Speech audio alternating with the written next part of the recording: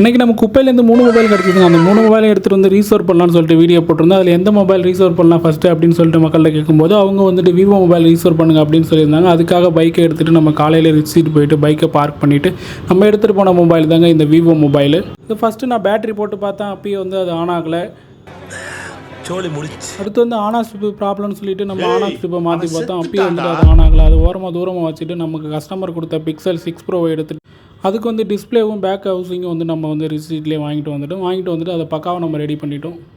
பக்காவை ready பண்ணி முடிச்சதுக்கு அப்புறமா வந்துட்டு நம்ம விவோ மொபைலை கடைக்கு எடுத்துகிட்டு வந்து திரும்பவும் செக் பண்ணி பார்த்ததில் அதில் வந்து போர்டு ஃபுல்லாகவே ஷார்ட்டில் இருந்து போர்டை ரெடி பண்ண முடியாது. இன்டர்னலாக கட் ஆகிடுச்சு அது ட்ராக்லாம், அதனால் ரெடி பண்ண முடியாது. அதுக்காக ரெண்டாவதாக வந்து அதிகமான கமாண்ட் வந்து எதுக்கு வந்துச்சுன்னா ஓப்போ மொபைலுக்கு தான் வந்துருந்தது.